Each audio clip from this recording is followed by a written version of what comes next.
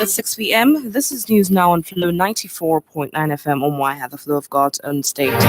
Good evening. My name is Mercy Orji. Now the headlines. President Buhari warns that corruption may threaten general elections. APC holds special meeting with candidates ahead of elections. Nigerian army denies killing traders in Aba, and on the foreign scene, 3 killed as UN helicopter crashes in disputed region of Sudan and South Sudan.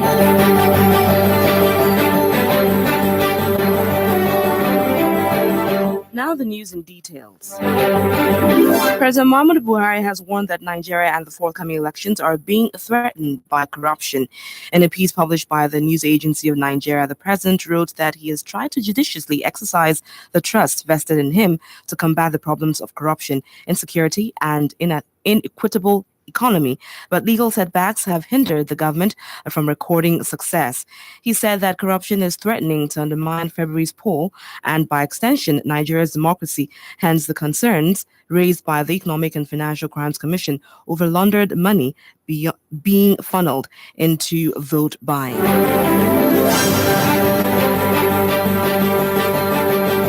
Meanwhile, the president, Muhammadu Buhari, says it is his government's duty to imprison those who corruptly enrich themselves with the country's wealth. The president said at the presidential rally of the All Progressives Congress in Lagos that if re-elected, he would continue to focus on the promises he made in 2015. I assure you, we will maintain focus. Whoever is trusted with public responsibility must account for it. If that is not done, we will eventually get hold of them, take away what they have stolen, and get them in prison. The president vowed to eventually prosecute those who had yet to return Nigeria's stolen wealth and imprison them. The PDP national chairman, Uche Secondus, warned the APC-led federal government against destroying the nation's critical democratic institutions. Secondus, who spoke during his presidential campaign rally in the state, also promised to see to the construction of a superhighway in the state. But we believe that our state institutions should not be destroyed because of one man. They cannot destroy Nigerian police force. They cannot destroy the military, because these are state institutions. And we believe that they will not take side. The police must not take side. The military must not take side.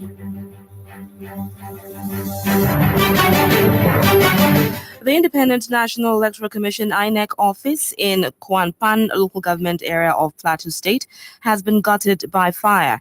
INEC voter education and publicity officer in the state, Osaretim Omarobo, confirmed in a statement that a drunken security man was said to have caused the fire outbreak. During the incident, which occurred on Saturday night, the office was completely burnt down, with all its content comprising ballot boxes, among others. The Nigerian government has reacted to report making the rounds on social media that Leah Sharibu, one of the abducted Dapchi schoolgirls, was dead. Minister of Information and Culture, Lai Mohammed, at a press conference in Ilorin, Kwara State, described the report as absolute fake news. He blamed the news as a ploy by the opposition party to dent the image of APC just few days to presidential elections.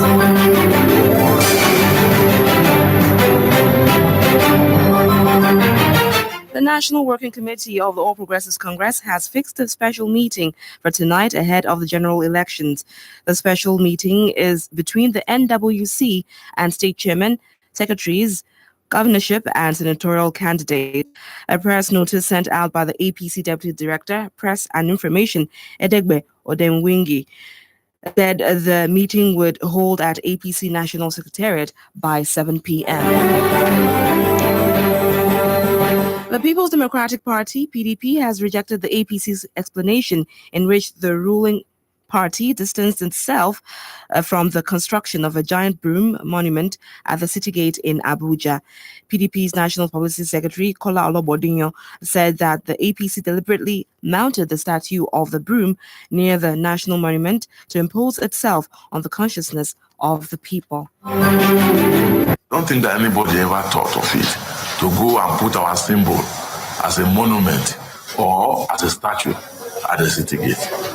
I don't believe that this administration has come to their wits' end, and they are doing everything possible to impose themselves into the consciousness of the people. But that will not stand.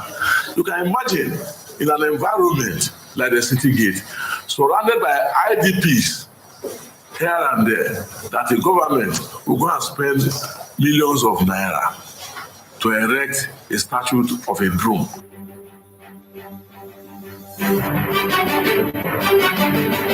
The Nigerian army is denying media reports that some soldiers of the 144 Battalion on routine patrol shot on traders and killed one in a market in Aba, Abia State.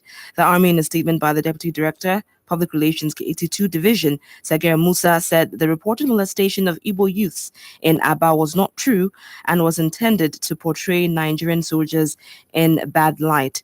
Although Sagir accepted that there was an incident involving 144 Battalion patrol team and some traders at Asa Nentu Spare Parts Market in Ugunabo local government area of Abia State. He, however, said nobody was shot at, wounded, or killed. He said that 6 members of the proscribed IPOB were arrested and handed over to the Nigeria Police, Abia State Command, for prosecution.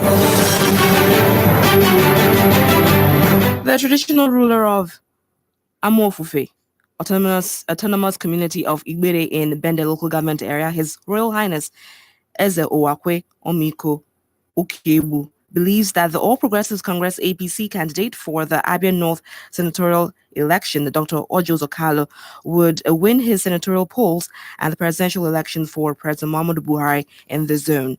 The traditional ruler, who made the session on the campaign trail of the former governor in Igbere, maintained that the outcome of the elections would deal a deadly blow to Kalu's oppositions and detractors, who he said would find the shortest route to escape because the land of Igbere would fight them.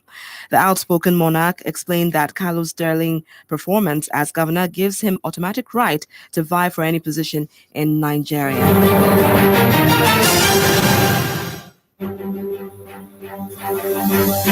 Governor Keze Bazu has assured that all PDP candidates would bring democracy dividends to the people of Umunochi and enjoin the electorate to stand for justice and equity in the forthcoming elections.